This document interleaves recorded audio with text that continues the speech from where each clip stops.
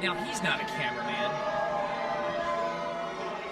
Wrestling fans around the world, welcome to Fantastic League of Wrestling presents Two Rollercoasters Are Better Than One. The loud bald man himself, P-Pod, my partner, Mark Roberts, on the call today, and we're already getting started with Anthony Lee stealing a camera. An honor to be here with you tonight, Mr. Pod. I don't know what this, I don't really know what this is about. This is theft. This is clearly theft, and wrestling and legality of rules inside the wrestling sphere is always kind of blurred, but we are here tonight at the wonderful Indiana Beach Amusement Park in Monticello, Indiana, as Anthony Lee trying to take down and trying to cause a stir right off the bat here in Flow.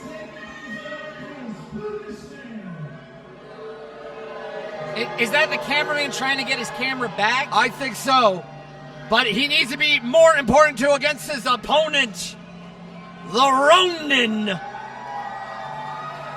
Jase Osei, making his debut here at Flow. He's been hyping up his debut here at Two Rollercoasters Are Better Than One for months now. Coming by way of the UK, now residing in Texas, this man is a multiple-time martial artist in BJJ, kickboxing, MMA fighter, and now he is here. The Ronin Way is here at Flow. These are two big dudes, Peapod. Big dudes. I love big dude wrestling, and the biggest of dudes are here at Fantastic League of Wrestling.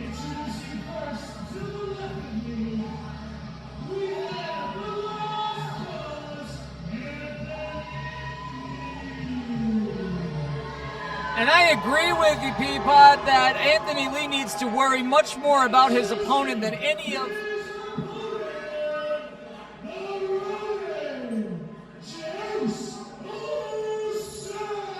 Then he needs to worry about any of these other hijinks here. This is going to be quite a contest. Two very evenly matched-looking individuals. I mean, I would say evenly matched in size and looks, but I have to give it to Jase with the power and the style and the mixed martial arts style, that hybrid style of MMA, of kickboxing, of BJJ, of pro wrestling. But the hardest hitting person on the Flow roster has to go to Anthony Lee, hot off of a loss, unfortunately, to ADN when we were just at Saturday Morning Grapple Masters with Special Children's Charities. Yes, the loss caused Anthony Lee some 16 years of pro. You're going to see lots of heavy strikes, and if he has anything to say about it, some suplexes as well. But Jase Osei with a mix of many styles of fighting, and the Ronin way is here, and I'm very excited for this matchup. Kicking things off here, and a return here to Indiana Beach, and he almost took out Lee with that roundhouse kick. We see Lee's got some reflexes there, was able to duck that kick, but already an early psychological advantage here for Osei. I mean, this is going to be a very fun matchup, and we have such the cast of characters here tonight at Indiana Beach. But Lee going for huge rights of hand, but a kick there, and now more of that martial arts background on display there with a series of strikes, and now a rolling senton in the middle of the ring. Pin attempt one. Oh, already. Well, here we go. Oh, trying to go already for a pin attempt. Couldn't get the shoulders down to the mat as quickly. Anthony Lee knows that he doesn't want to stay on his back for very long in this situation. Didn't get quite all of that senton, did Osei. But yeah, we got a packed house here tonight. It's a packed house here at Indiana Beach Amusement Park. Monticello, Indiana always shows up and shows out. But Osei, for a man his size, just jumping off, and here we go, going for a kick there, but it looks like Lee caught the leg and slammed Osei down. It looks like he's already kind of almost maybe have injured the groin, maybe the thigh area, the quad area of Osei, which already would take Osei out of this for how much Osei depends on those striking abilities of his limbs. But it looks like he's shaking it off and going right up close and personal here to the Indiana Beach crowd. Anthony Lee is a veteran. He's spotted a weakness here, and I think we can expect that he's going to follow it. I mean, Osei, getting slammed there on the side of the ring. And smart by Lee to start working on that leg by the steel corner. And the referee Lucky saying, don't do it. And already causing damage left and right. And sliding back inside of the ring. He does not want to get disqualified by being outside of the ring for more than a 10 count. All tied up in those ropes now. Ooh! And still working on the leg, that knee area. Osei, he cannot get up. Could end it very quickly. And Osei's not wearing any shoes, if you might notice. But look at this. This is that MMA BJJ style as Osei is trying to actually shimmy out of it. As Osei now on one leg. Oh, I was about to say he was on one leg trying to fight back, but Lee saw that target and continued. Osei obviously has a lot of leg strength, a lot of lower body strength. Ooh. Anthony Lee here taking an opportunity to neutralize that advantage of his opponent. I mean, a win over somebody as experienced as Osei could spell big victories here at Flow. We just crowned our Supernova champion at the Rapid Fire Tommy Gunn, who we'll see later on tonight. So one of these men, I'm sure, is looking ahead at the pathway. Yes, at the pathway to that title. Pin attempt here by Osei. 1, 2, and only a 2 count. Osei is shocked. It took a minute for Osei to shoot that half and to try to get Anthony Lee over because Osei's been rocked. It really has been. But Osei continues to try to recover from all the damage to his leg. As you can see, he's limping out there. And Lee, once again, like a blood in the water, like a shark, goes after the leg. That veteran mindset of Lee in display right now. Clip that leg right out from under him, and now he's just going to try to wear the big man down. Anthony Lee looking to fight this one on his own terms to bring this match into the pace that he would rather be. But Osei fighting out of it. Again, it's that constant, like, mixed martial arts style, the BJJ style, the kickboxing style. All of those are coming inside of the ring here tonight. As Osei now an elbow into the corner, and I think this might be the opportunity Osei could get If he can get some blood rushing into that leg, another splash into the corner, and Anthony Lee now is feeling rocked now. Just gotta believe it. Oh, got him right in the temple. But that's not enough to recover. Maybe, here we go, pin it down, 1, 2. And only a 2 count from referee Lucky as Osei wants to try to put it away here. Osei still got a lot of fight left in him, but he didn't have the power that he wanted, even on those pounces in the corner. He's lacking a base right now because of the work that Anthony Lee has done on that left leg. Oh, here we go, a shin breaker there by Lee. Once again, going after the injured leg.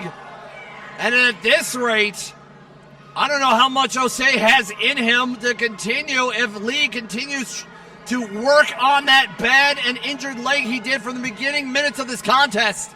Look at this. Look at it. Anthony Lee putting him in an Indian deathlock. Oh, that's a classic move there. You don't see that nowadays. With that veteran mindset of Lee. And Osei now breaking up the count. If someone is in a submission hold, they grab the ropes. They have until 5, or they can risk a disqualification. The person putting the submission hold has to break it. And Lee now fighting with the referee. He should be fighting with Osei. Going to the corner. Oh, big cannonball. That's a cannonball senton if I ever saw one. Let's see. We know that Lee can go up to the top rope, and that's a lot of man going all the way up, almost to the structure here at Indiana Beach. That is a big man in the rafters. Where's he going to go, Peabody? Oh, moonsault! Got all of it! 1, 2! Right on the left leg, too! I can't believe Osei got out of that. Is that a last gasp from Osei? Oh, Osei is feeling it. He needs to try to put this away. Anthony Lee. Let's see it. Oh, looks like Gotch-style pile driver there, gets out of it. Big bag body. Oh, here we go. At Journey's End. That's it. 1, 2, 3. That's incredible. Osei had to actually be able to balance himself off of that hurt leg.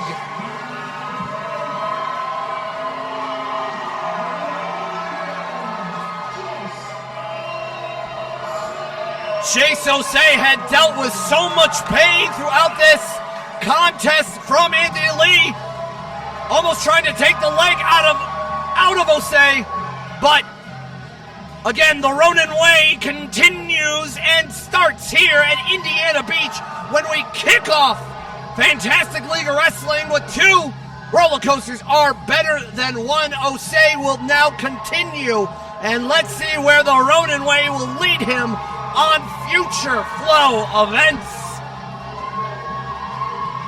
A heck of a card, a heck of a night ahead of us here at Indiana Beach. We appreciate you following along. #flow. Let us know where you are watching.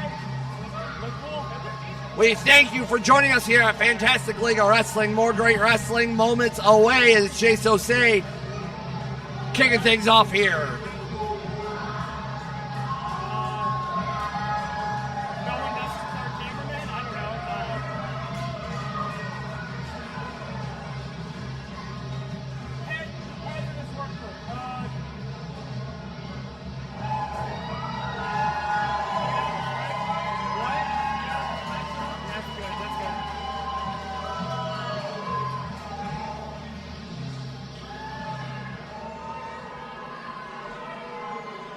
Packed house, and these kids love what they're seeing. You gotta love it. Infectious attitude here tonight. I love it.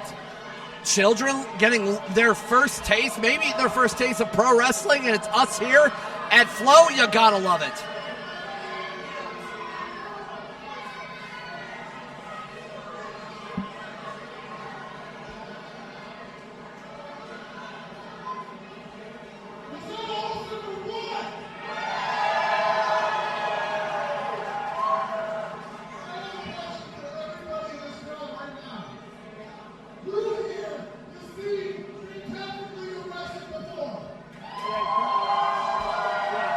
Scott Jones hyping up the crowd here.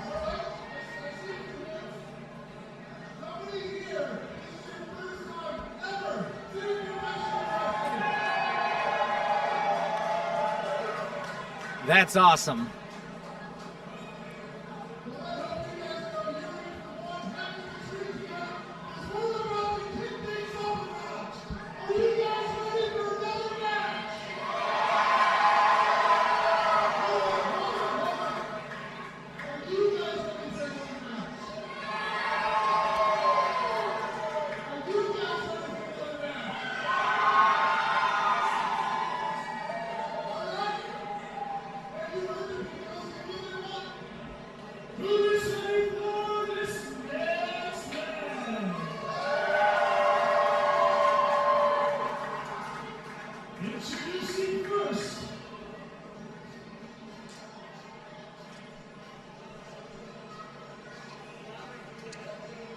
The cast of characters here at Fantastic League of Wrestling comes in spades, and we got a few of them right here, right now, as Tony B will give you the introductions.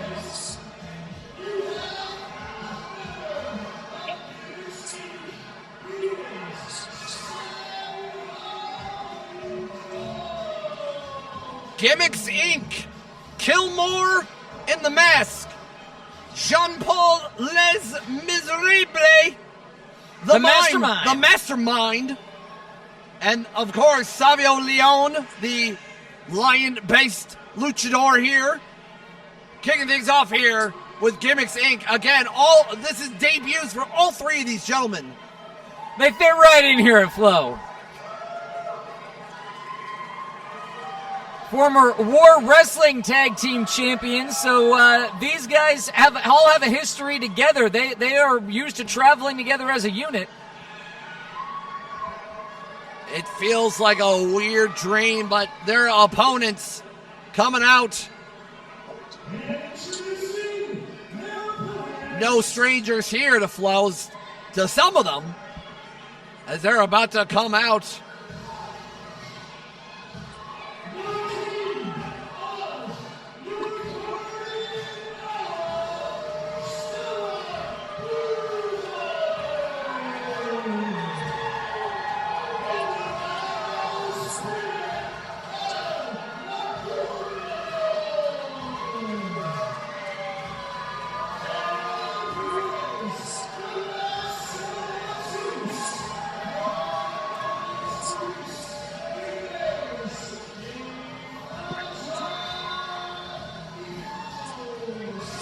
So the Nocturnals, of course, Stella Buho and El Noctumbolo with the Greek god, Elijah Eros, coming in. Obviously, the Nocturnals, no strangers to Fantastic League of Wrestling. They challenged TFG for the tag titles a couple months ago for Quest of the Dragon Belts in Indiana.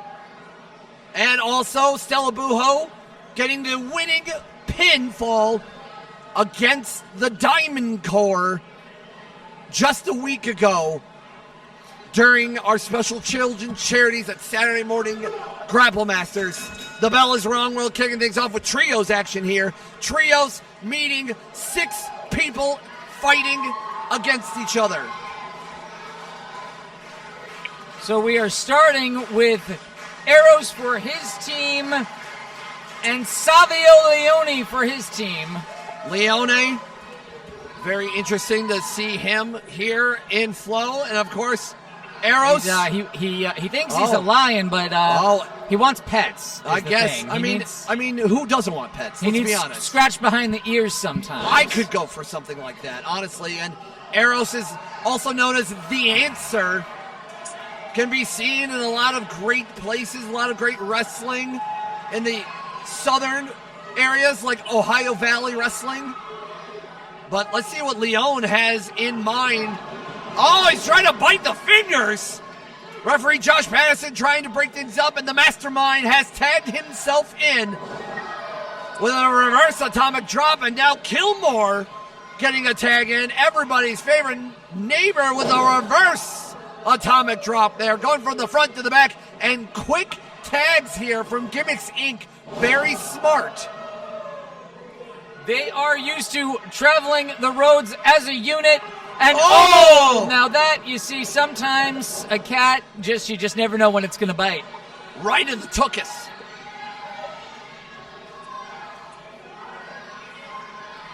As Leone now in control, but the Answer, Elijah Eros, trying to fight back from... Wow, great back and forth here, and a drop kick from the Answer. And a pose that will make Atlas jealous. Catches Leone, and whoa, what is this? Whoa, come on. Back in the Greek god days, they could be fighting in the Pantheon with animals and beasts. So it just seems like Eros fits right in.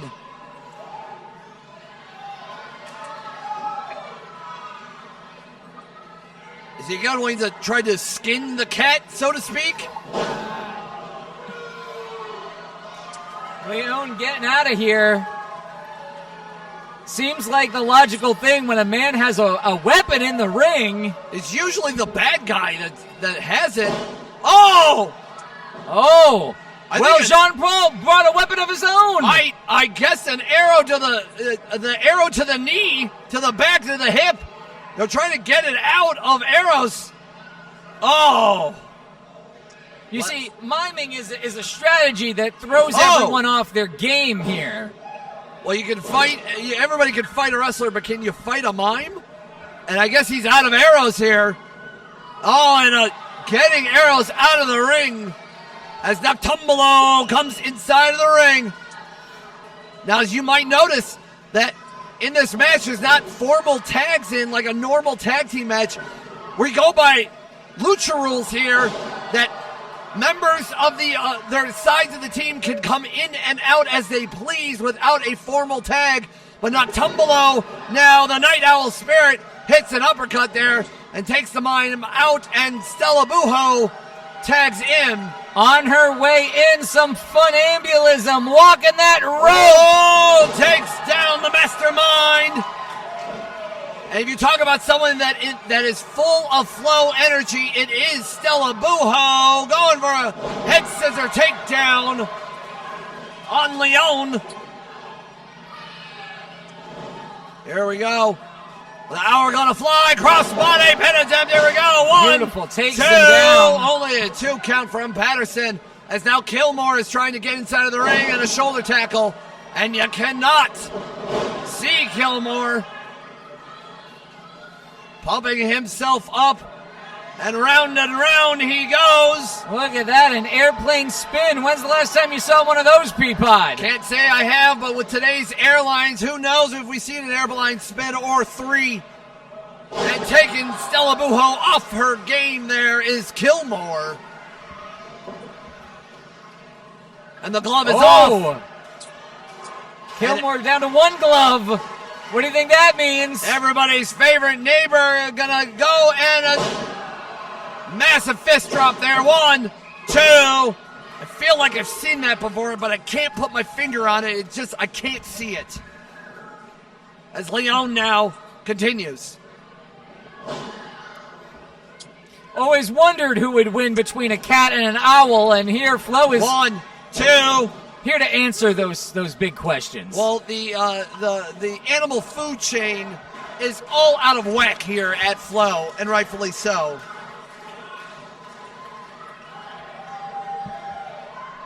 As now Leone trying to go for a, let's see, trying to go for something here, sizing Stella Buho. You're guarding Al out.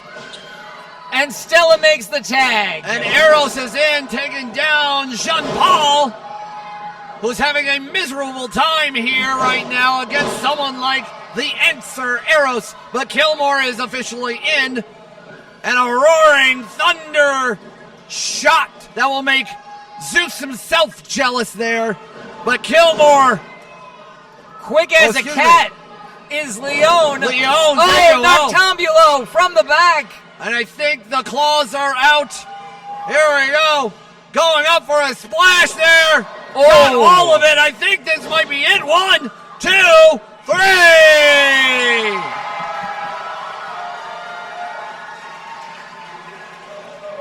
3. You see Noctambulo and Stella Buho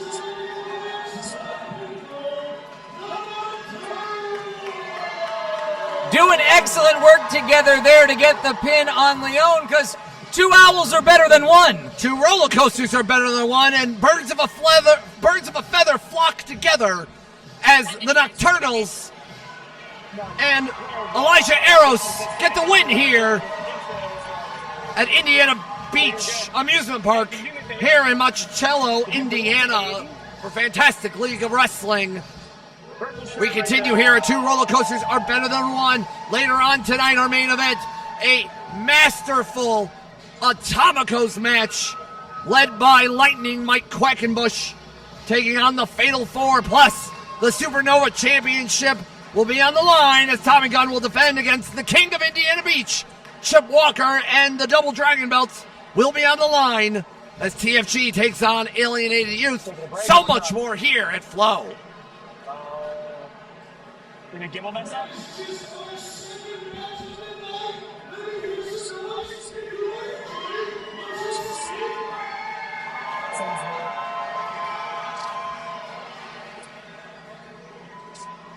I think I hear myself.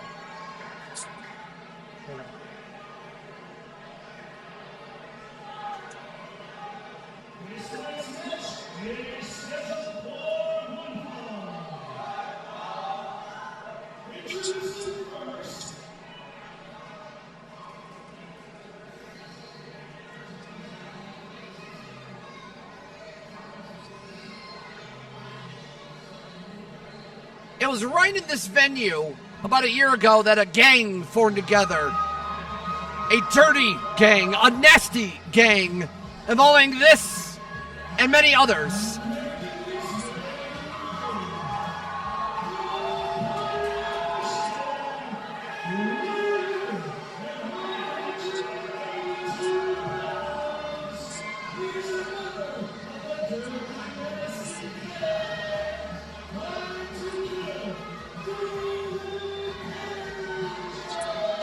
Dylan Derringer representing the Dirty Nasty Gang with our tag team champions are literally about 6 feet away from me, if that.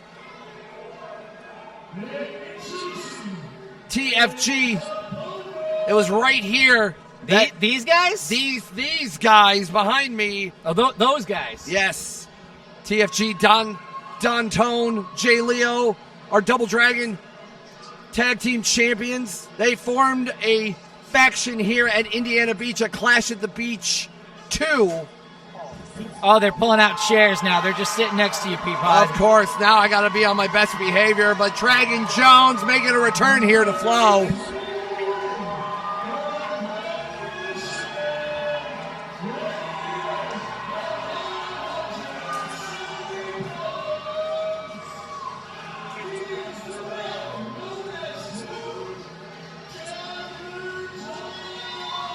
Dragon Jones returning to Fantastic League of Wrestling. We last saw him a couple of months ago at Quest of the Dragon Belts, where he took on Dylan Derringer, and there was a miscommunication between TFG and Derringer involving a chair, some distractions, the bell's rung, and it caused a win for Dragon Jones, making his debut in Flow.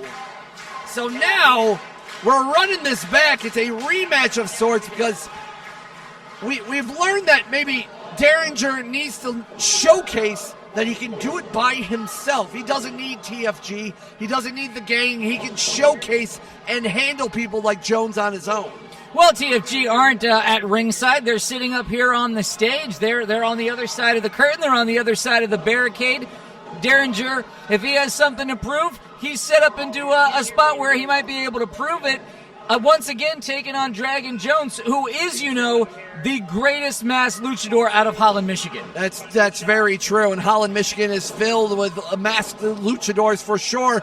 And a nice satellite tilt-a-whirl head scissors there by Jones, taking Derringer off his game. But Derringer knows how to take on many likes of people inside of the ring. It's trained TFG, trained many others.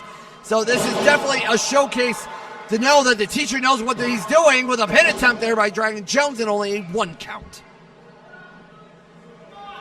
Jones making an impactful debut earlier this year. Definitely wants to show up and show out at this packed house at Indiana Beach Amusement Park.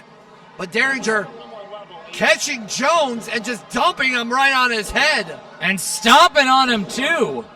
Might not have been pretty, but effective nonetheless, as Dragon Jones holding on to his neck there. Yeah, I don't like how Derringer really, just dumped Jones. There was nothing pretty about it, and sometimes when a man is trying to twist and turn and trying to get you off your game, sometimes you just gotta drop a person right atop his head. Not ideal, mind you, but... Well, it's a struggle in there, and Jones trying to get out of the grasp of Derringer.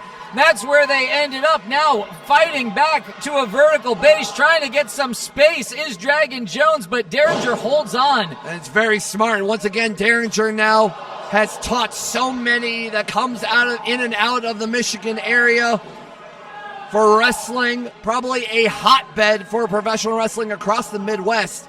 But Derringer wants to showcase what he's about. Pin attempt, here we go, 1, and only a 1 count. Still forcing Dragon Jones to exert to be able to push out from underneath. Already reeling is Dragon Jones in the neck, in the lumbar region that Derringer has attacked. Now he's going to start working on the cardio. And Jones is really fighting back here into the corner with all of those strikes. Referee Tango Jones doesn't know what's going on and trying to break up the count, but Derringer smartly grabbing one of those legs. Is it called the Dragon Screw? Is that a guy named Dragon Jones, or is it just a screw? Hey, Dragon Jones, but I digress. And going with a cloverleaf there, and now TFG very impressed of what's going on. Supporting their man, supporting the person that helped them get to the game. And Jones very smartly grabbing the ropes to break up the count. But Jones kind of crumpled there. Yeah, TFG were very supportive there, cheering on the cloverleaf, and it takes a lot to get their approval for anything. They've never approved of anything I've ever done. I mean, TFG are in it for themselves, for the good of the gang, but Dragon Jones now wants to prove that he can hang with the best of them. Beautiful shotgun drop kick gives Jones a little bit of reprieve, a little bit of space. And Jones now with a House of Fire splash there in the corner. And wow, Derringer moves it around, but trying to get Derringer off of his feet, and Jones does.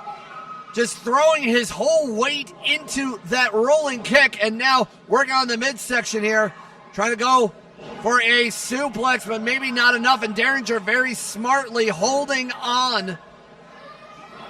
And here we go. Oh, Jones now whiffs, but got him on the reflex kick into the midsection. Just get it. Jones has a real opportunity here. I think Jones is really off of their gang, and now a super kick there from Jones that might have knocked him out. And only a 2 count from Tango. Referee Tango Jones here at Flow for the first time, rocking that. Hey, as TFG is shouting. Yeah, TFG's all over this. They're giving instructions from the stage here. I think They're a good 50 yards away at least. I think Derringer did not realize that Dragon Jones has got up, and now this could spell the end of this match. If Jones can hit this. Oh, no. This looks dangerous. This is a very high-risk situation, fellas. Might be going for a poison over there, but Derringer smartly dumps Jones on the top of the turnbuckle. Yeah, Derringer got out the back door at the last moment, which is great because I thought we were about to see his last moment. Here we go. Jones up the super kick. Knocked him out. 1, 2, 3.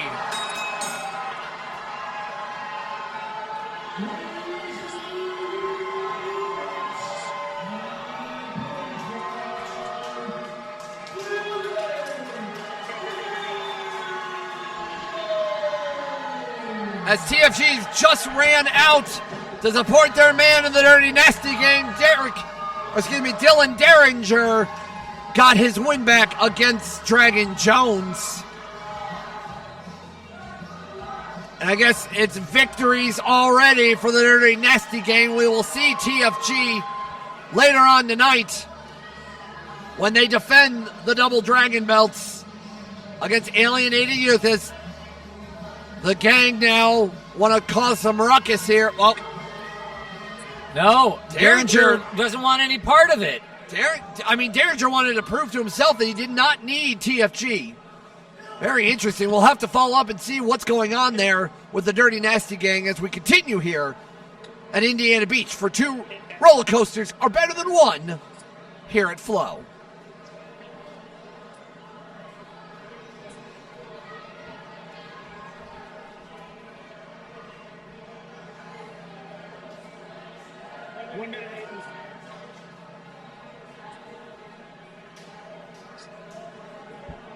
Just 1 minute. Who wants to see some more tag team action? If you are a wrestling fan, I cannot do my job here tonight. We gotta have some tag team action or some team action. And the way it's gonna work tonight is we have the best team with giant rules. So let's just ring. The next partner is the official partner. Introducing the first team. Tony B laying it down here at Flow. You do not need to tag your partner officially for them to come in. We got some interesting more cast characters here at Flow. A return for Lizard Man and a debut for LDLC.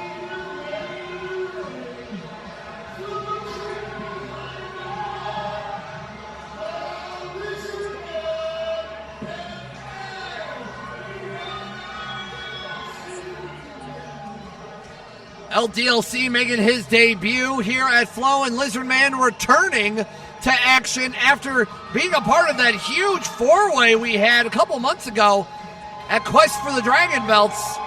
Really showed up and showed out. And I love that while this is the first time these two are teaming together, of DLC and Lizard Man, they coordinated. Yeah, they're ready. They're ready to function as a unit tonight, and that's good because they've got quite a challenge on their hands, Peapod. And Tony B looking like a superhero.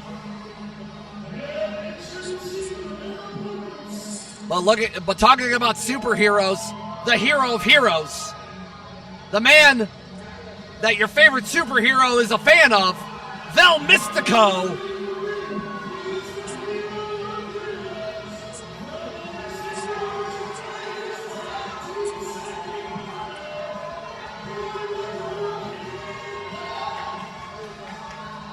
Kid Lat.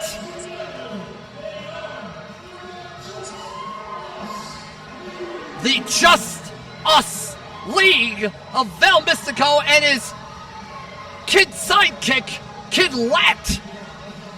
Which I'm pretty sure he can't be more than like 13 years old. I don't know. So just us, but they're a league. So there's a group of the people who are just...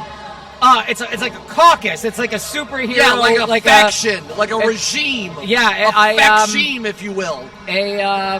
a conglomeration. Yes, a superhero, a comic conglomeration. Yes, Vel Mystico making his debut, but we know that Vel has been chomping at the bit to debut here at Fantastic League of Wrestling. And of course, again, when it comes to Flow, it's almost like a comic book movie, a comic book, cartoons come to life. That's why you need to be here in person for Fantastic League of Wrestling. FlowWrestling.net is where you can learn more on when we're coming near you. Tag team action here at Indiana Beach. Peapod, Mark Roberts on the call.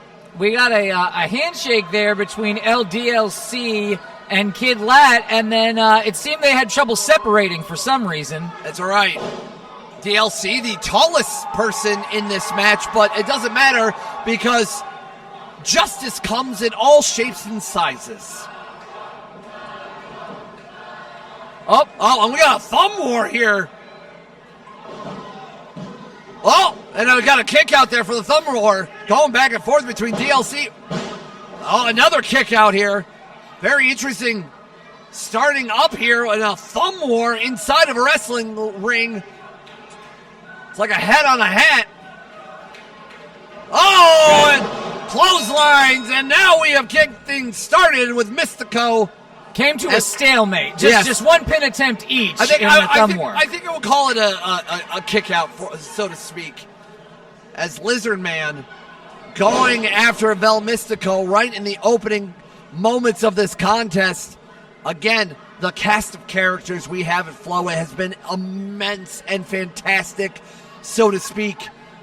No pun intended. But Lizard Man, we know he can hang for the best of them, and with our budding tag team division here at Flow, with TFG at the top of the ladder, who knows? The next challengers for said belts could be either one of these teams this evening as Lizard Man continues working on that arm of Mystico. Going up and tripping Vel. Lizard Man holding onto those feet. Oh, and now we got him as I guess the cousin of the lizard, the crocodile, with a crocodile roll or a gator roll, so to speak. I don't know which one is the amphibian. Small package. I'm not a biologist. I'm just a wrestling commentator with a vegetable nickname and a 2 count there. But Vel Mystico, very impressed with the Lizard Man, and I know I was when I saw that match a couple of months ago against a who's who. I'm impressed we're getting to see Vel Mystico. He's the kind of guy who's normally in the shadows. You know, he's kind of like Dylan Derringer. He's a trainer of the other superheroes that you're so familiar with. He's sort of an eminence gris of the comic book world. A what? Google it. I have to because I have no idea what you said, but I was impressed nonetheless as a very impressive drop kick from Vel there, and now a tag into the Boy Wonder to Kid Lat, which I'm really surprised he's here. He might be past his bedtime here. I know when I was growing up, I had a very stiff 8:30 p.m. bedtime growing up. So to see Kid Lat here at Flow is very impressive, and DLC with a tag in. Well, it's a Saturday. It's summer. It is. That's true. School is out for the summer. As DLC now trying to get a hold of Kid Lat. Nice shoulder tackle there by Lat with very impressive lats himself. And another. Registers on both. Not sure who's getting the upper hand there.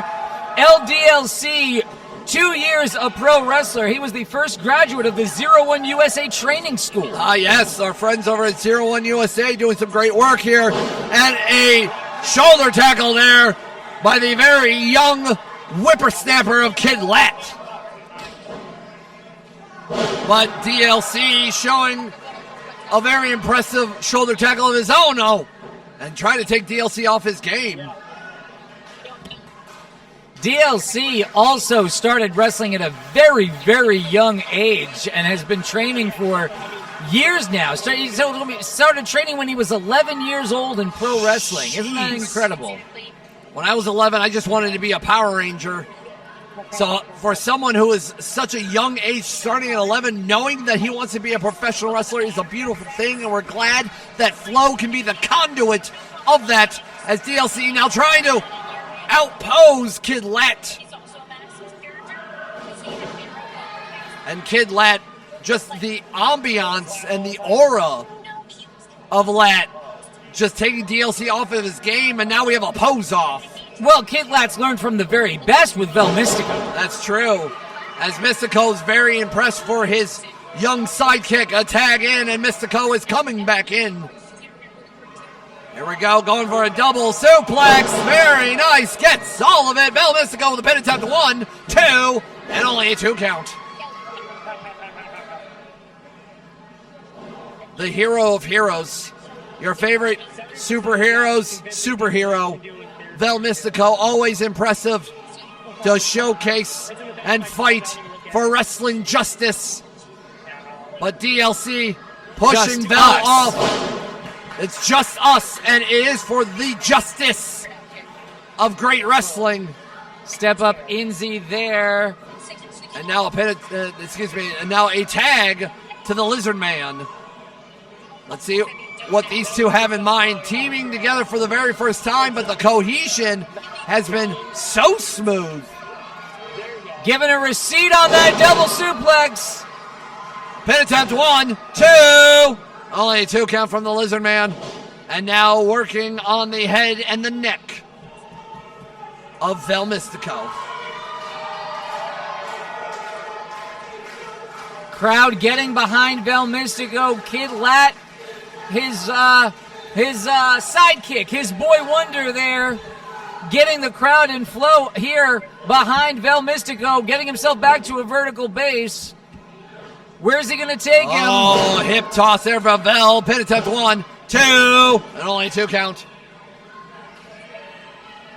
The youthful partner of Vel Mystico, Kid Lat, watching, studying Vel as he goes for these shots to the chest of Lizard Man. Oh! Just crumpled the Lizard Man. It might have put him away. 1, 2. And LDLC just taps himself in to break things up. Saving the match for his team, DLC. Also, DLC doesn't need to get that far from the corner. He's quite rangy there. Yes, he is the tallest and probably the longest limbed individual in this match. As LDLC continues on Vel. Sending Vel into the corner. Oh, I thought Vel might get out of it, but he did not. Oh! Flip pile driver from Vel Mystico could start of the end. And the winners for Just Us League as they continue as Kid Lat now with a series of clotheslines. DLC smart enough to get out of there. And Lizard Man now eats an enziguri of his own. Clothesline in the corner. Kid Lat feeling it. Another one. Can we go for the trifecta here? Lizard Man smartly getting out of the way. Kid didn't crash, though. He held on. Kid Lat now gonna fly himself. Drop kick there. Folds him in half. Beautiful drop kick. And a tag. And a tag into Vel. That's legal. As Lizard Man took it upon himself to cause a distraction here, and Lizard Man wants to put this away. That's what happens when you turn your back on your opponent. And DLC now going to make a download and getting that extra content, which would score a W for his team. Cross body. Pin attempt. 1, 2. And only a 2 count from DLC. Very impressive showing of running those ropes, making use of those rafters here in this beautiful building. Some hot action here at Fantastic League of Wrestling. And looks like Lizard Man is going to fly. Oh, that took all of it. Poor Lat. Vel got out of the way, but DLC now going to the top rope himself and a splash there in front. I think Lat sacrificed himself. I think he pushed Vel Mystico out of the way. Well, Vel Mystico is the legal man in this match, and it looks like DLC and Lizardman wants to put it away here if they can land it. Oh! Miscommunication. Let's see what Mystico has in mind. Wrenching the arm. Oh, beautiful running knee, and Mystico is about to fly with the greatest of ease. Superhero double kick, and Kid Lat now tagging himself in. Get it, my boy Wonder. Going for the top rope. LDLC in the middle with nowhere to go, and Kid Lat's got it.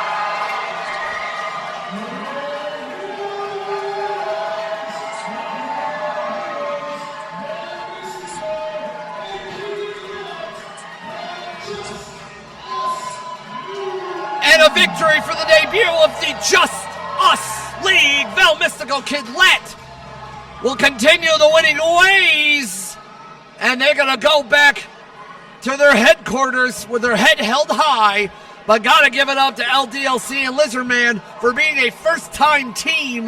Had a very impressive matchup.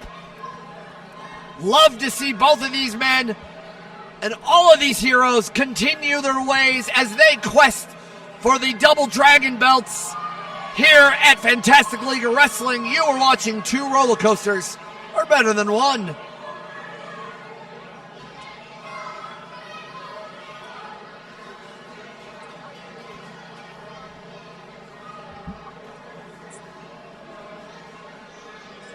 Hey, Zach, I got a better promise. Hey, if you can tell me you want to break, you can switch. I can do camera, you can switch right there.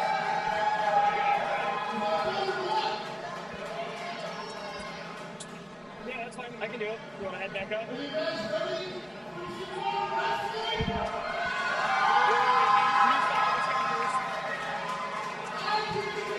Unclock that light thing from your timer.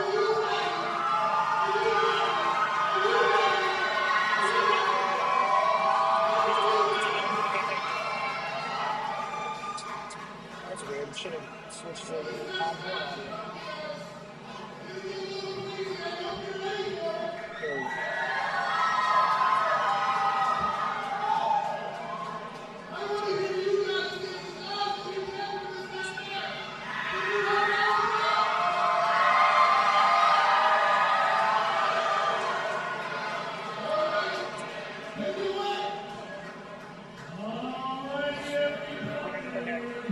Plug your mic back in.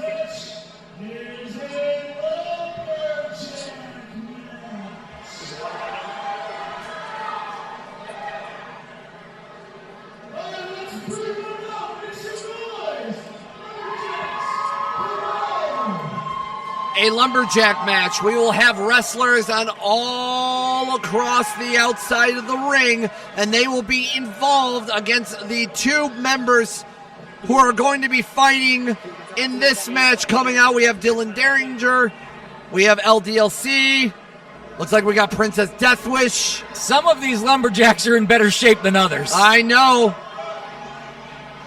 Jase, Osei, the Nocturnals, Stella Buho, Hey, it's the Himbro Connor Knox. Dragon Jones. We have so many familiar faces that we just saw, and a lot of these men and women all just wrestled recently, but they are going to cause chaos in this match.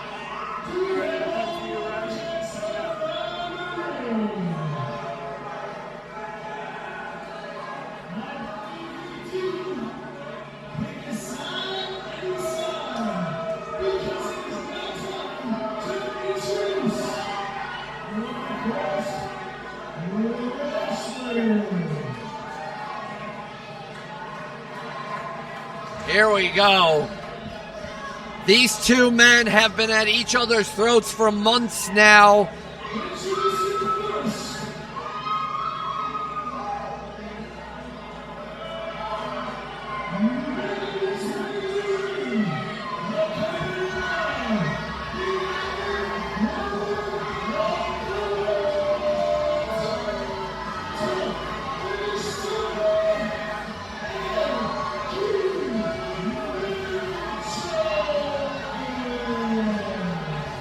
Tell me, Peapod, what exactly is the realm of King Mitchell? What makes him a king?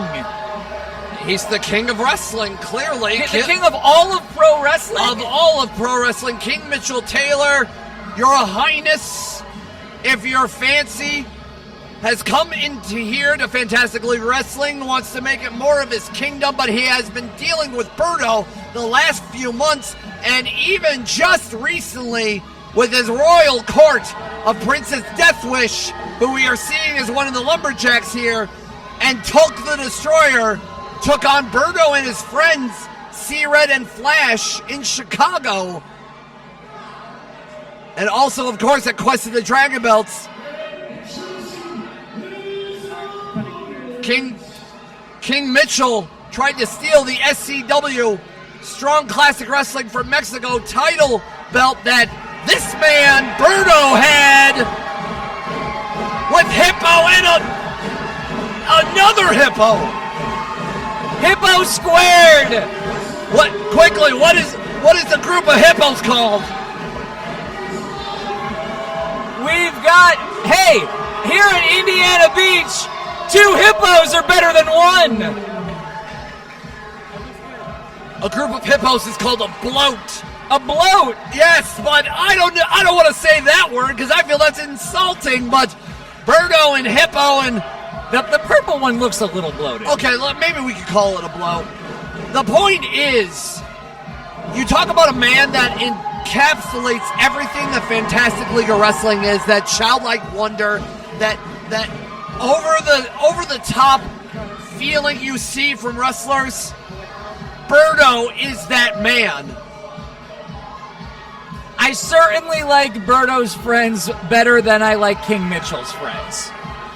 Out here with Tulk the Destroyer, we've been at this great amusement park all day at Indiana Beach, and I've seen Tulk the Destroyer eat about 6 turkey legs so far today. I think that's just his pre-workout, honestly. But King Mitchell is here by himself and is ready for a royal beatdown, if he can say so. But it seems like Princess Deathwish helping his man out, helping your highness out. Berto is ready for a fight. The bell has rung. Berto has a robe of his own there. He's got I think he's super Berto at this point, which Berto getting to this point, I don't know if you've ever seen Berto upset. It's not a pretty thing. So Berto becoming super Berto is just escalating things. Oh, Mitchell tried to grab it there, did not succeed. Let's see what Mitchell has in mind. So you're telling me Mitchell, didn't get it that time either. You're telling me Mitchell is the king of all of pro wrestling. We've seen a lot of lucha tonight. He's the king of lucha too? He's king of all of wrestling. All of it. Those of it. Those guys who wrestle in the dirt in Africa. All of it. All of it. The soft ground? Yes. He is the king of all wrestling, but Berto's going to give him a royal headlock if I have never seen one. There we go. Pushing it in. Just wrenching it. Now, this is not an ordinary match. Obviously, we said before, there are wrestlers of all shapes and sizes on the outside of the ring, so therefore there is no count-outs in a lumberjack match. To beat your opponent, it has to go inside of the ring by pin or submission. Nowhere for Mitchell to go face-to-face with Berto, who, all jokes aside, is a serious competitor here. He really is. He's an international superstar. He has done it all and said it all, but he also has that childlike wonder to him. You know, Berto reminds me of your childhood imaginary friend that can do it all and see it all, like an action figure come to life that has all these powers and no weaknesses. Berto is that man. And now King Mitchell is getting concerned now because now he's on the outside and a lot of the Lumberjacks might get involved. As Princess Deathwish, the Lumberjacks are supposed to get involved. They're supposed to keep him in the ring. Well, certain lumberjacks have their own MOs, as you will, as we see Princess Deathwish in the black shirt helping his man. We'll see him in our main event tonight as part of the Fatal Four team. Princess Deathwish makes me nervous. Princess Deathwish should make you nervous, but more on him later, as now Berto has got King Mitchell right in the royalties, if you will. The crown jewels of professional wrestling. There you go, very nice. As Berto having so much fun, and Indiana Beach is his home ground, with Hippo in tow.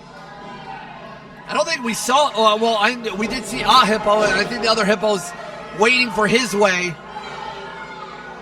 But King Mitchell is done with all the jokes, trying to go for a royal beatdown that will make the King of Britain jealous. Stomp in the hands of Berto. Really tired of Berto's antics here. Drives a knee right into the spine. And another. Berto wailing in pain now. And look at that. Just a grip wrenching the head, wrenching the neck. That's some old school pro wrestling.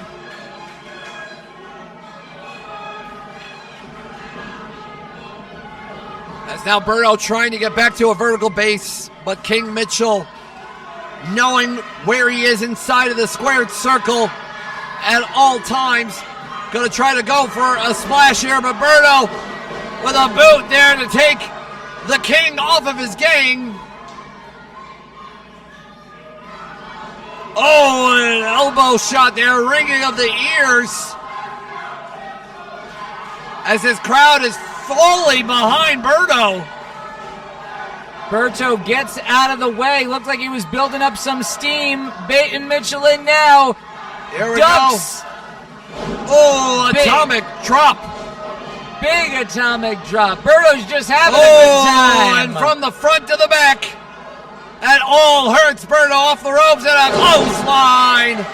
Berto has been undefeated in flow action, and you can see why. Falling headbutt there. Trying to king him, trying to crown the king. Now this match exists so that King Mitchell cannot do exactly what he's doing right now. He's not supposed to be able to run away. He's supposed to be put back into the ring by these lumberjacks. And now all the lumberjacks are fighting. The girls are fighting. The guys are fighting. The masked men are fighting. As King Mitchell taking a breather. Referee Josh Patterson trying to do his best. Berto has Hippo.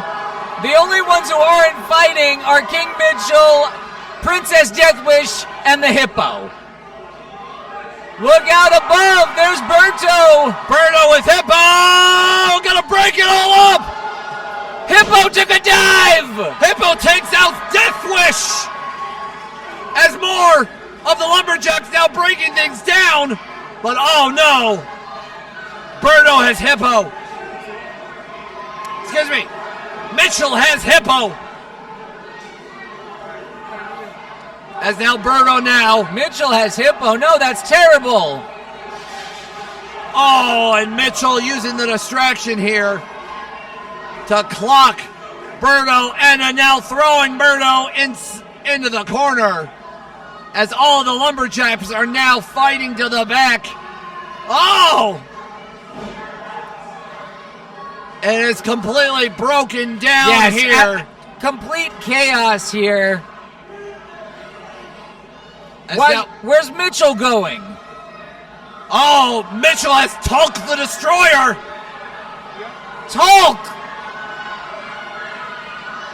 can bench press 225 pounds 35 times. He's the strongest man in flow, and he just turned Berto inside out. Tulk the Destroyer. Part of the royal court. King Mitchell knew what he was doing when he made that distraction, referee Josh Patterson. No, don't let it end like this.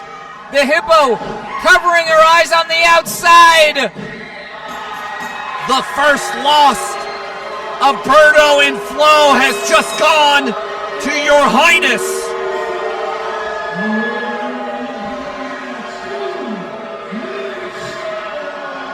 King Mitchell Taylor, your winner, and has done the unthinkable. Pinned Berto, the man that represents everything that Flo is.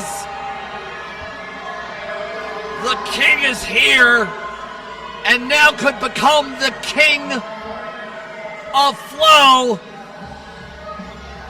As now Tulk the Destroyer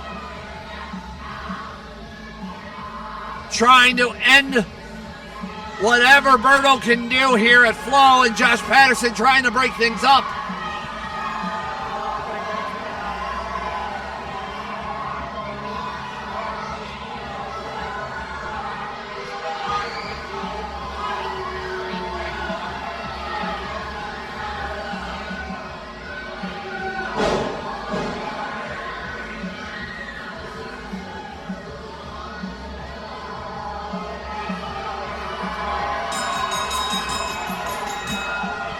No! That hard head of Tulk to try to take out Berto, and Berto is out. And again, the vicious attack from Tulk and King Mitchell. A crushing blow from the 11th wonder of the world, Tulk the Destroyer. This is like ripping the heart out of an animal. This is taking the blood out of Flo. The royal court has might have shelved Berto. And look at it, they're reveling in it. I almost want to cry, Mark. Can you imagine Tulk in a palace? In a royal court at all? Well, the right hand of King Mitchell has done the deed, and now Josh Patterson calling for help here. As fans are deeply concerned here about Berto and Hippo. Even Hippo is trying to help Berto out. Hippo on the outside providing moral support, as I don't think she can get into the ring, unfortunately. As now we have more of Flo's constituents checking out on Berto and making sure he's okay. He can leave on his own 2 feet. And rightfully so, Berto is breathing for right now, but we will have to check the status on Berto later. Keep your eyes and ears peeled to Flo social media for more.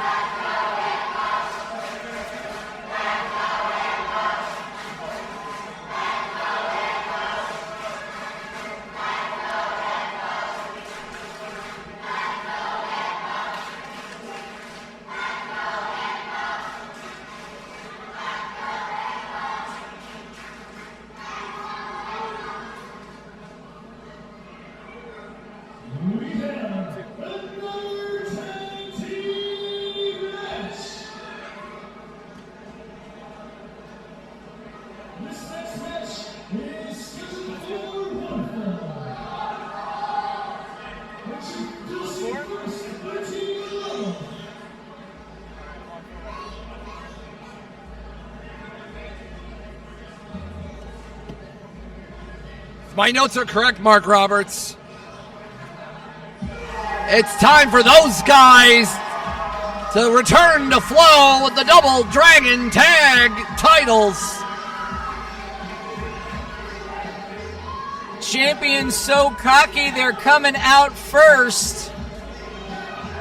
Jay Leo, Don Tone, those effing guys, those freaking guys. TFG has been running roughshod here at Flo for quite some time, and that's why they are the top of the mountain of the tag team division here at Fantastic League of Wrestling.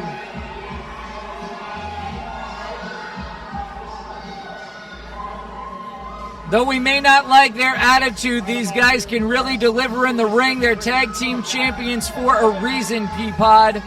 They have defended those belts of the likes of the Bruisers, the Nocturnals, and Cyberstorm. They are the most dangerous tag team Fantastic League of Wrestling has. and the most dominant tag team. They are also heading to Japan, and they might be taking those tag titles with them for our partners overseas. Unless Alienated Youth has anything to say about it. Well, that's true.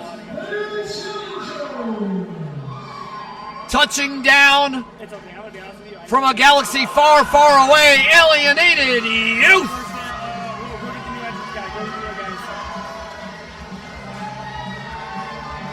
That's Martian Webb, the taller with the longer hair. Riley Reinhardt, his tag team partner. These guys coming out of Skull and Bones in Toledo, Ohio. Yes, absolutely. A fantastic school and a great affiliate of the Fantastic League of Wrestling. We appreciate them being a part here of Flow as Alienated Youth are touching down, and they are wrestling from out of this world. And now they have descended here in Monticello, Indiana for tag titles.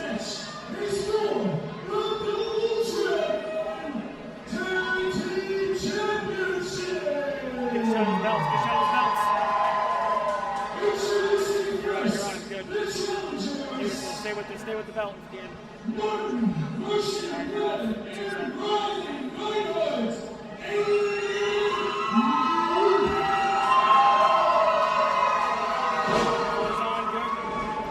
These guys have a lot of heart.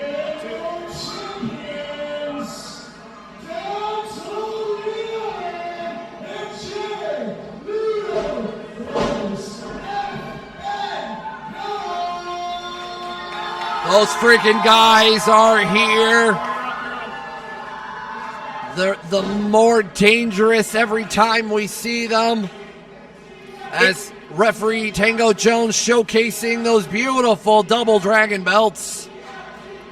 I think Alienated Youth are just going to have to stick and move here. They're going to have to use their quickness. They're going to have to use their cardio. Riley Reinhardt starting out for his team. Obviously the smallest competitor in this match. But that means nothing in the world of Flow, Mark. We know that all too well.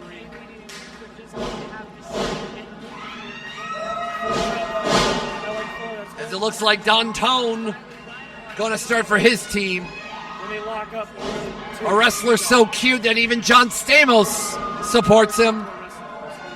Is that true? That's true. John Stamos did actually tweet at Don Tone and saying his fours up. that is he's just so handsome, and being from a man like John Stamos is quite the rub. But a pin attempt, 1, 2. I just didn't see that coming. Whatever happened to predictability? The Paperboy, evening TV, all gone. But Alienated Youth are learning a thing or two by those who have helped train them, the likes of Trey Miguel and Sam Beal and Jason Hotch at the Skull and Bones, run by the wonderful CK3. That's right. My buddy Crimson. As now Alienated Youth are sticking it and moving, as you mentioned here. Here we go. Using Reinhardt as a weapon. Look how quick these two are. Young, cocky, confident, and wrestling out of this world. 1, 2. And only a 2 count as Jay Leo was about to come in. The height on that drop kick from Martian Webb. Oh, to be that young. I fall walking up the stairs, let alone trying to do any of the moves that the Alienated Youth does is quite impressive. But Don Tone done with the niceties. But a reversal there by Reinhardt.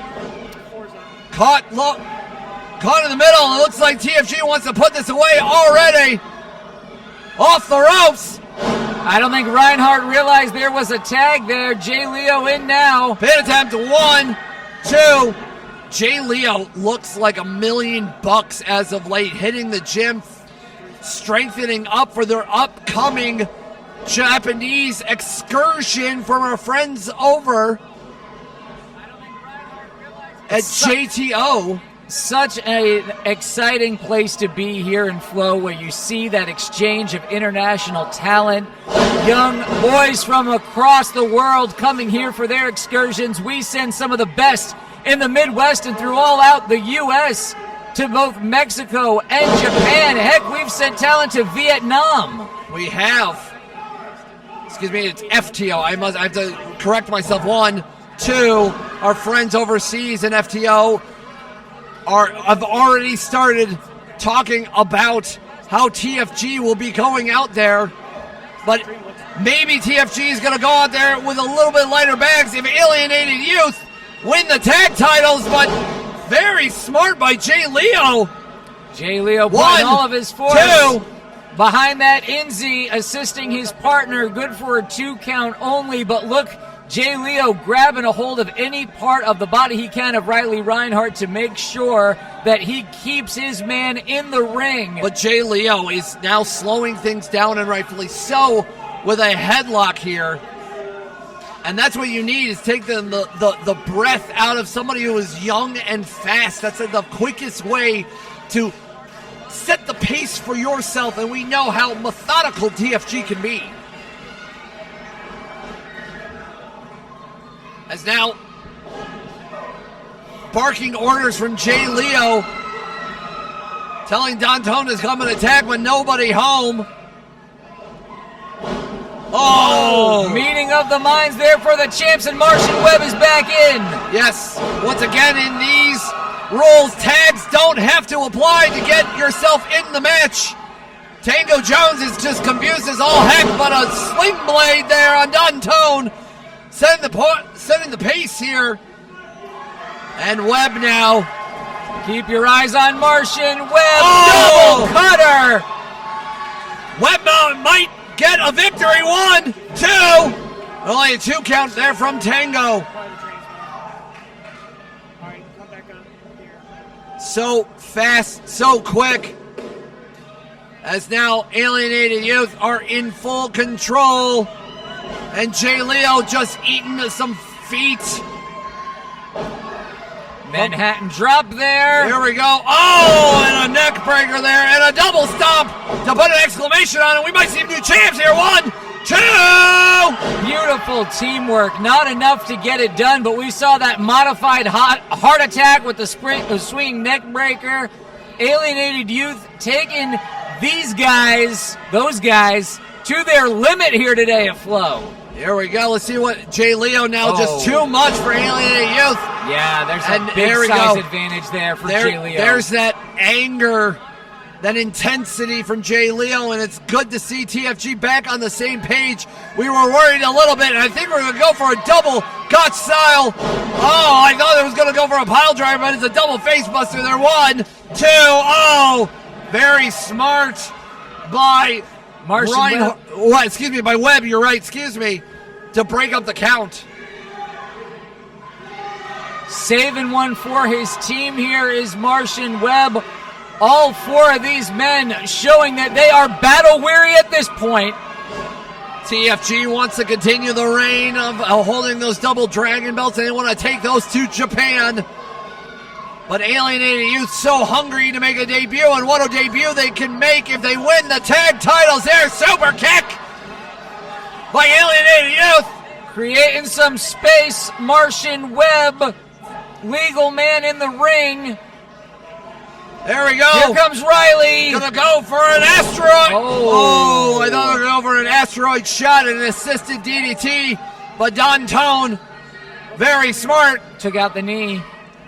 TFG want to put an end to this. It's a good strategy against these high flyers. And I think they go, here we go. Oh. That sick assisted double neck breaker, and that goes for TFG.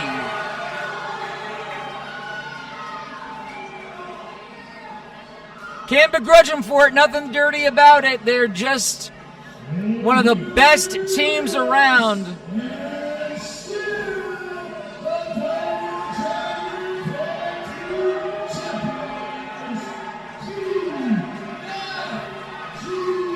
TFG has shown that they are those guys and they are the top of the food chain here at Fantastic League of Wrestling, and they will now continue their winning ways and fighting ways. TFG's your winner here at 2 roller coasters are better than 1 for Fantastic League of Wrestling. Peapod Mark Roberts on the call. Hashtag Flow. You like what you see? Tell us about it. FlowWrestling.net. Get your tickets for our next shows. Keep your eyes on our social media. When will we be coming to your area? As TFG continues their winning ways.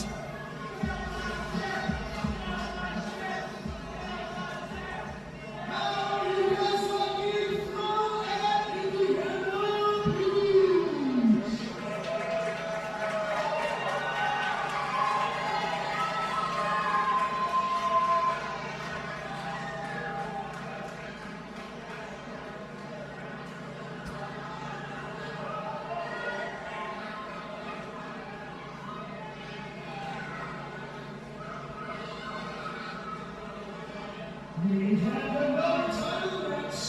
Who's ready to see that? I'm going to take this one. You got it. You don't take this one. It's a little heavy, doesn't it? I'm excited for this one, Peapod.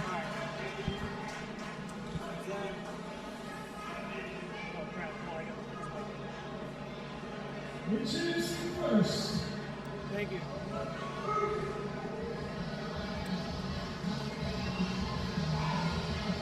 The man that is the king of Indiana Beach, Chip the Manimal Walker, is here. If you remember back on Clash at the Beach 2, right here at the Indiana Beach Amusement Park in Monticello, Indiana, he won the King of the Indiana Beach Battle Royale. The stomping grounds, the home grounds of Chip the Manimal Walker, coming in with some Root Brewskis. With that beautiful trophy he won last year. They love the Manimal around here. Well, Chip Walker has been dealing with a lot of tag team action here at Flow with El Taino, but he's back on singles action here. Coming back, a fantastic wrestler with an amateur background, coming all the way from Delta Alpha Slamma.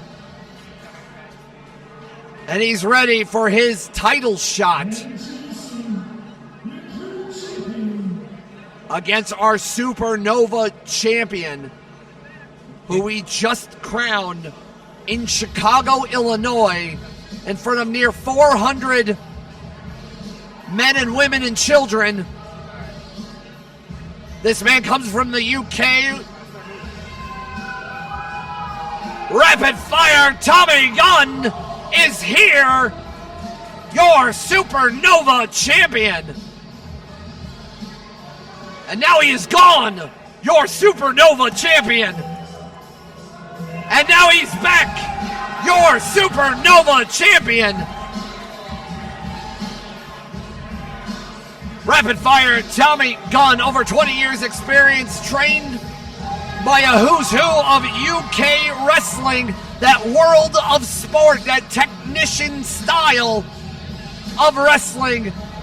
Had a great showing earlier this year when he made his US debut earlier against Nick Diamond, then went one-on-one with La Estrella from Dragon Gate. Incredible match. Incredible match to win and become the inaugural Fantastic League of Wrestling Supernova champion. It was great to watch that British grappling style against the Yave style of La Estrella. Here we get to see that British World of Sport style against the NCAA All-American background of Chip Walker. That to me, Peapod, wrestling is the most interesting part of wrestling. That's very true, and it should be very interesting because a man that knows wrestling in and out as Tommy Gunn, but a man that knows amateur style of wrestling and can take you down with the power and the size of Chip Walker, should be a very interesting matchup as we get the official announcements from Tony B for our semi-main event here at Flow.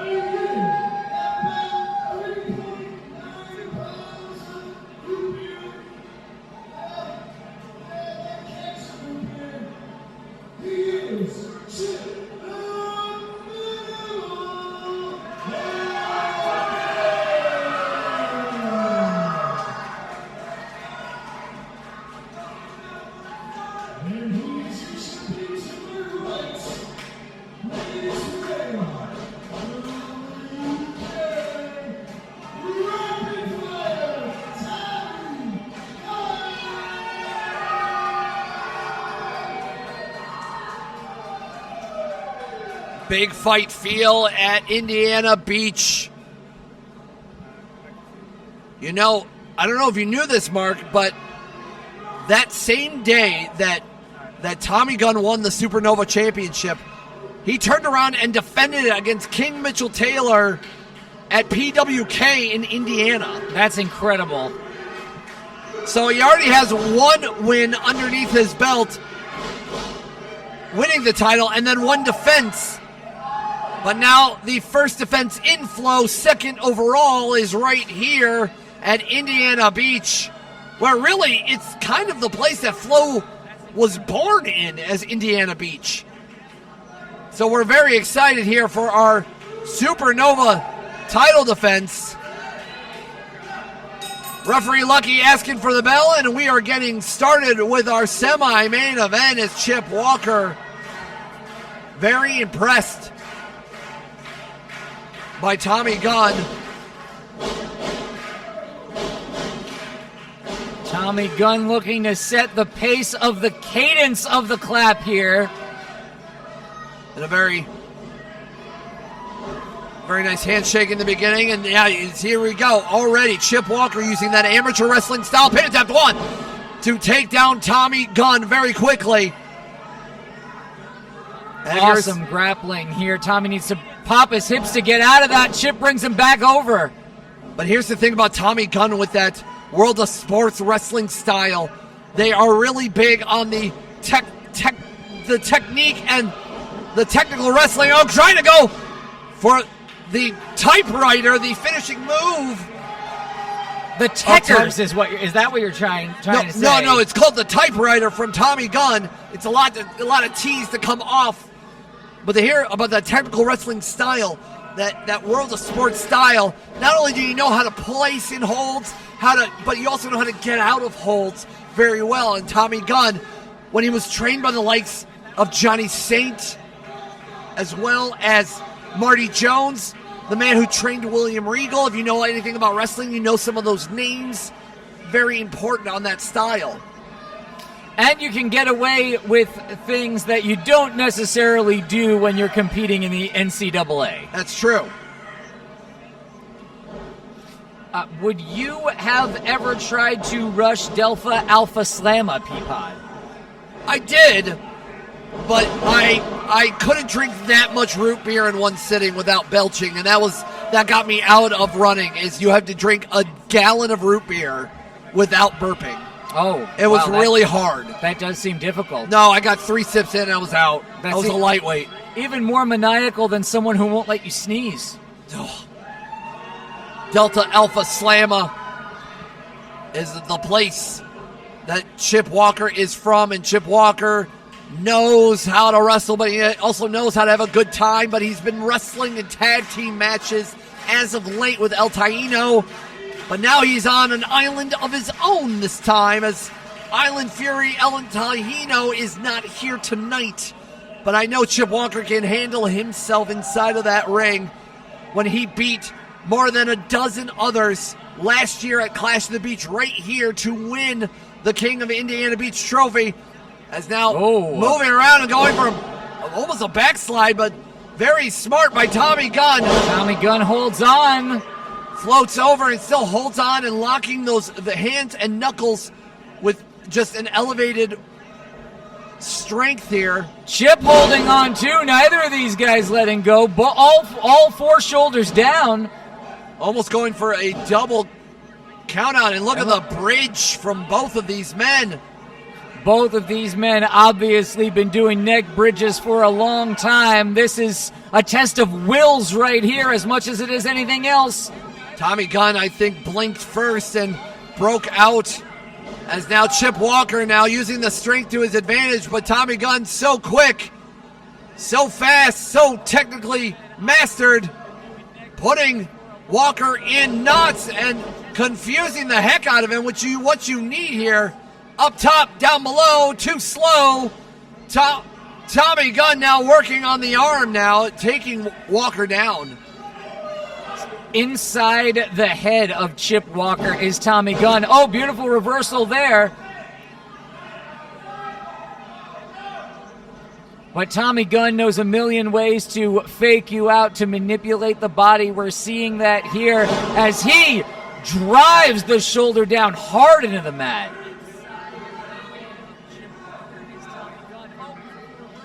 That's now Tommy Gunn now working Walker in the corner there. European uppercut.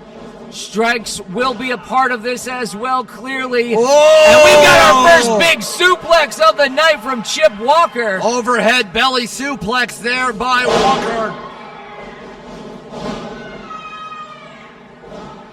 A beautiful standing drop kick. You don't see Chip Walker leave his feet off, and he may need that sort of offense here, that sort of unconventional offense in order to be able to take out Tommy Gunn and to take that Supernova Championship.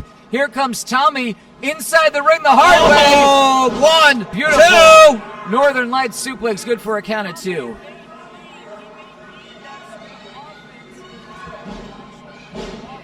Chip Walker using his power to his advantage here. But I know Tommy Gunn has fought so many bigger than him, but he has taken them all down. But wow! Holds Overhead on. German suplex there. Maintaining control of that waist. Chip Walker, the suplex scientist, wants to get another one. 2.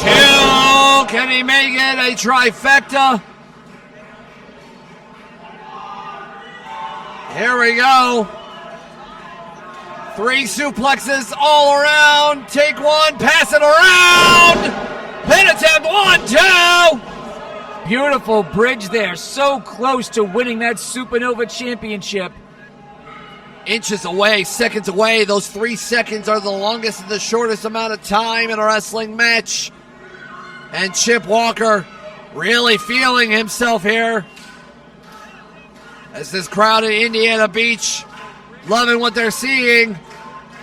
Oh, trying to go for the typewriter here. As Tommy Gunn gets it out of it. Uh-oh, no, belly, no.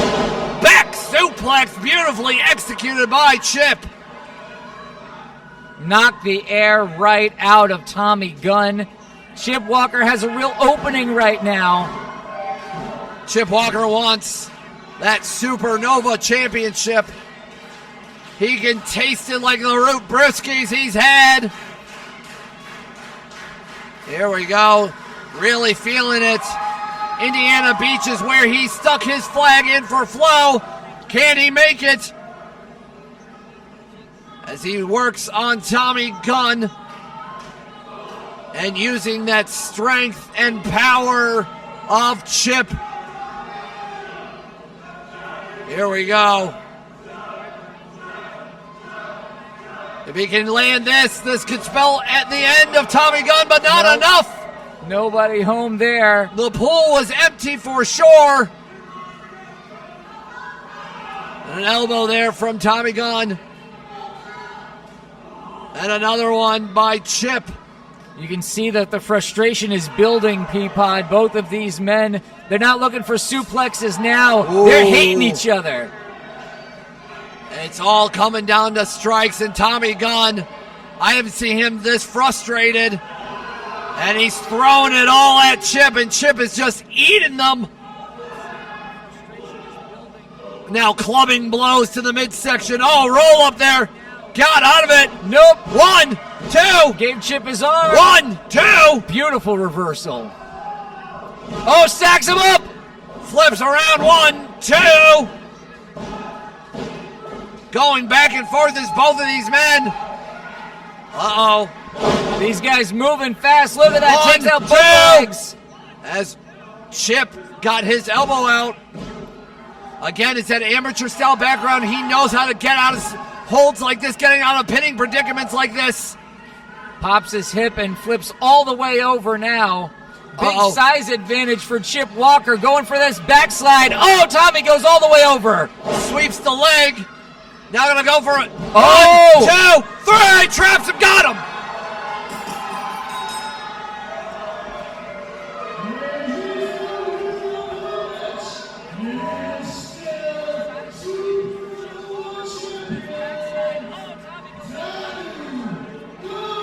Like I said, those 3 seconds were so quick to so many, and Tommy Gunn trapped Chip Walker for those 3 seconds and scored the victory on his second defense of the Supernova Championship. Oh. It could have come for either man at any time. Chip is pretty upset. Very evenly matched contest. The better man today, Tommy Gunn. And as Chip Walker takes a moment to admire that beautiful championship belt, he does the sportsmanlike thing here and gives it to the champion. Very nice contest here at Fantastic League of Wrestling. Main event time, minutes away. A star-studded Atomicos match here at 2 roller coasters are better than 1, as Tommy Gunn shows his victory for the Supernova Championship. And who will be next to challenge Tommy Gunn here at Flow?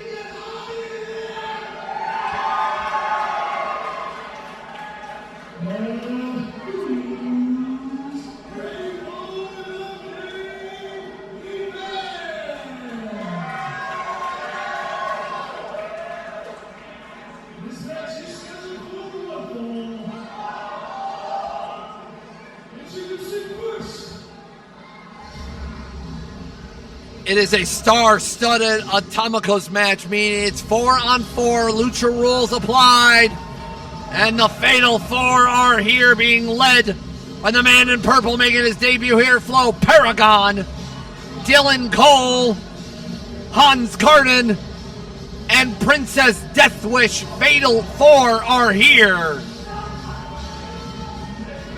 Four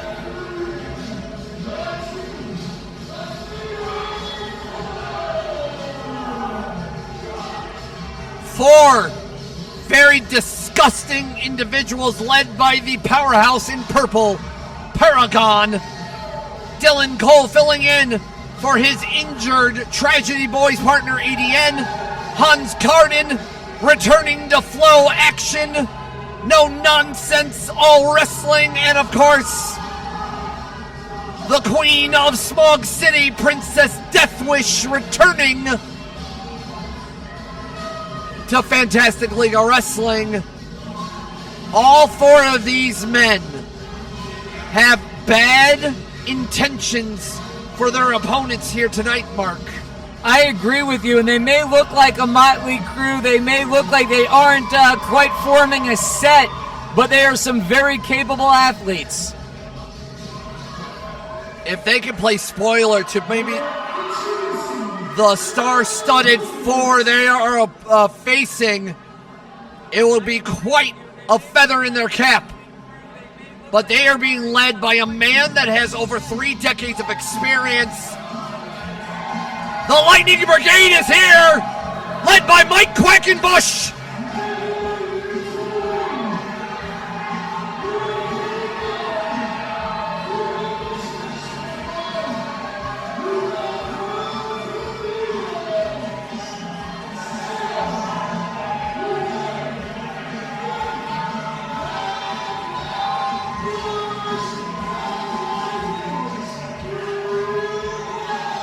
Cyberstorm of Kenny Nyne and Gran Trueno. And of course, now they have busted out of Animal Control. Trash Panda returning to Fantastic League of Wrestling. And they're being led by the master of 1,000 holds, maybe 2,000, maybe 3,000, Mike Quackenbush. That's a lot of arm bars. There's so many arm bars. There's so many leg locks. The man that knows has written so many novels about the art of pro wrestling till we make it. The man who's behind so much wrestling and has influenced so many. It is here in Fantastic League of Wrestling. 2 roller coasters are better than one. Your main event tonight. Big time opportunities for everyone here. As the men and the women and the children who have been sticking around here for flow. As Quackenbush going face-to-face, nose-to-nose to the leader of the Lightning Brigade against the leader of the Fatal Four, Paragon. A lot of interesting matchups that can happen among these 8 men, Peapod. I really want to see Quackenbush and Carden go one-on-one in there. I have been a fan of Mike Quackenbush since I was just getting into independent wrestling. There were 3 companies that meant so much to me while growing up. When you leave the idea of the wrestling television bubble, and Mike Quackenbush led one of them, and he has experienced and trained so many that you see today on major network television, and now he is helping the wrestlers of tomorrow. The bell is rung. Atomico's Action Trash Panda gonna kick things off. We'd love to see him back from Animal Control. The masked man himself, Trash Panda, against Princess Deathwish. Who knows? Who is so grimy, who is so slimy, who has fight in so many different ways. And it's time for some princess push-ups.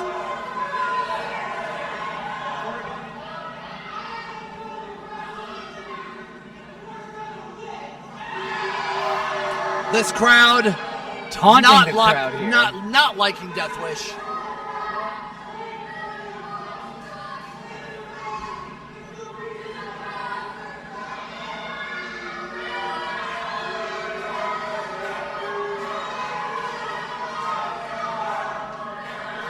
As Quack is like confused about Deathwish. As Trash Panda. Gotta love the push-ups on the knees. Push-ups are hard, man. Oh, that. As now Trash Panda getting ready for, some proper push-ups. Oh, and Deathwish Waited a minute of that. Playing party pooper to the push-ups. And pairing them with some fists. I ran out of P words. As now Deathwish now. Pugilism. Oh, that's a good one. Excuse me here, Scrabble. There we go, off the rope, so quick, so fast. It's the Trash Panda. Has a drop kick there. And I love the feeling of these masked luchadors showcasing that high-flying and fast wrestling style, but Hans Carden gets a tag in, and he is all business. As now a tag into Kenny Nyne, who is getting a high five from Quack, getting some support from his tag team partner Gran Trueno. Kenny Nyne wanting to go hand for hand, strength for strength against someone like Hans Carden. I question the wisdom of that, but we'll see where it gets Kenny. All right, this is going to be a test of strength here. Old style Roman, double Roman, Greco knuckle lock here. Oh, and get out of it. And yeah, and that's the quickness of Hans Carden. More of that Karl Gotch wrestling style, all business, no tassels, no funny business, no flying. It's all wrestling. Not even any knee pads. No knee pads either, which is quite a move. And going to the midsection there on Nyne. I'm sure there are children who are concerned about his knee health. That's true. And now an elbow shot from Nyne. Oh, picks an ankle. And here we go. Hans Carden trying to get this crowd behind him, and I doubt it. Good thing Kenny got away, because Carden is very dangerous when he can grab hold of a limb. Then attempt there by Nyne. 1, 2. Almost ended this as quickly as it started here. Floats over. 1, 2. Only a 2 count there. Ducks under, going for maybe a backslide here. Here we go. 1, 2. Kenny definitely had the lower center of gravity there. Uh-oh, and tried to go for an arm drag, but Hans Carden catching Kenny. That's a big man to be able to arm drag. There we go, throwing into the Lightning Brigade corner. Yeah, throws him into his own corner. I think and I'm going to get Quackenbush is now tagging in. Getting what I wish for it. No. Now Dylan Cole. Dylan Cole instead. We saw Dylan Cole back in Chicago. We did making his debut. And Dylan Cole wants everything to be handed to him. Just a little punk. And now he's dropping the likes of Mike Quackenbush, which is quite a feat. And Dylan Cole's going for a victory lap like he won the Super Bowl. Very, very pleased with himself as Dylan Cole. And Quack saying some words against the Fatal Four. And Quack is actually impressed by Dylan Cole. I know Quack has learned so much and has taught so much, and I think Quack has forgotten more about wrestling than Dylan Cole knows about wrestling. And once again, Dylan Cole just really feeling himself here. Dylan Cole is, I think, what we are warned about when people complain about participation trophies. He just needs constant reassurance for every body slam, like he invented it. Dylan Cole is the reason participation trophies were invented. When you complain hard enough, people just hand you things, and that's what Dylan Cole wants. As now Quack really getting in the face of Paragon, which Paragon has a lot to look forward to in Flow. I've heard the stories about Paragon, but Quack now with a hip toss himself, really feeling it. And now a body slam on Dylan Cole, and give him another one, frankly. Gets that big man up. Here we go. Monkey flip from the lightning Mike Quackenbush. Really sizing Dylan Cole up and dumping the young man out. As now Paragon walking inside of the ring, becoming the legal man again in this Atomicos match, this 4-on-4. You do not need to tag to become the legal person, but Gran Trueno, the masked man, coming in, and Paragon now going after the head and neck. But Gran Trueno coming hot off of a tour overseas himself, going for head scissors on Paragon.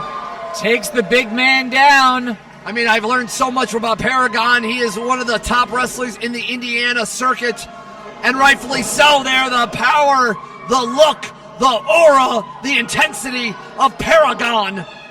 Ramming Trueno back in the corner, but a missile drop kick. Very nice by Trueno. It doesn't matter where you're from. Trueno has feet rated E for everybody.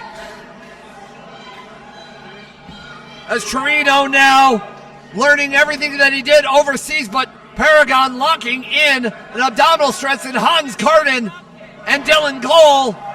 Oh, look at this. And Princess Deathwish holding on as the Lightning Brigade is angry and fighting with Josh Patterson, which Josh Patterson is as blind as a bat for a referee.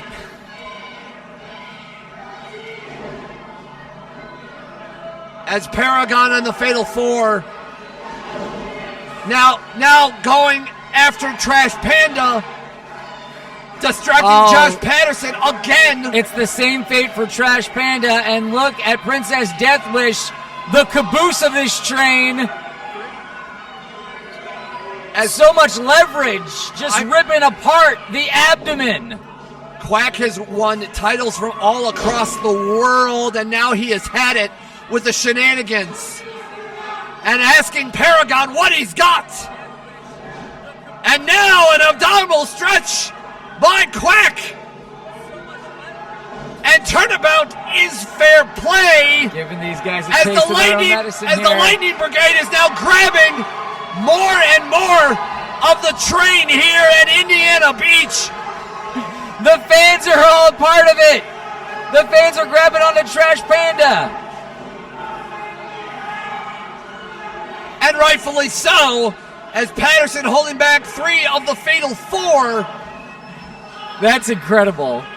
As rightfully so, again, like I said, Quack has forgotten more about wrestling than any of these men know about wrestling, but Paragon's so strong, so hungry for a W here at Flow, making his Flow debut, and what a way to do it against a man like Lightning Mike Quackenbush. But Dylan Cole once again is ready for a victory, and now in the Lightning Brigade corner is Dylan Cole. And now Quack is trapped in the Fatal 4 corner, and Dylan Cole going for a slap and hits Hans Carden. And a second one to Deathwish now. And now a chest smack of his own, and now Kenny Nyne with a crossbody. Not even long enough for a pin attempt. Kenny's caught. Can Dylan Cole now finally maybe land a chop? Well, he landed on Hans, I guess. He's landing them. It's just a matter of where. Maybe don't do this. Dylan, I don't know if he thinks that he can do it all, but yeah, these guys are getting tired of Dylan here. Well, the Fatal 4 is definitely turning on Dylan. They've got some receipts for their partner. How about that? And now the Lightning Brigade chopping on everybody, and Gran Trueno splashing everybody down. It is broken down here at Monticello, Indiana, and Indiana Beach. As all 8 men were inside of the ring, and now Gran Trueno has tried to go for 2 wrestlers better than one. Oh, and Dylan Cole going after the mask. No, that's not okay. That's his whole identity. That's so important for a luchador, that mask that means everything in the world. And now everybody is stacking the deck here.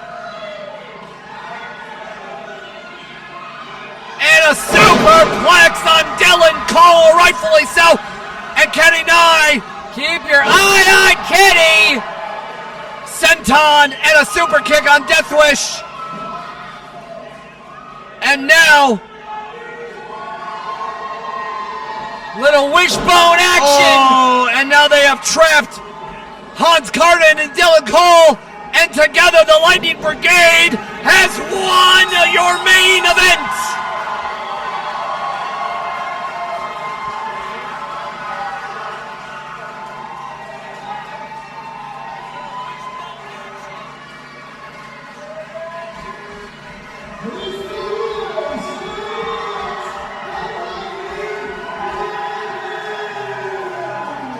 the Lightning Brigade of Trash Panda, Gran Trueno, Kenny Nyne, Lightning Mike Quackenbush puts an exclamation mark on tonight's festivities. Mark, any last words? This has been a fantastic night of wrestling with you here, Peapod. Mark Roberts, Peapod on the call. Thank you so much for joining us here for Fantastic League of Wrestling. FlowWrestling.net. We will see you next time. Keep an eye out on when we'll be out next.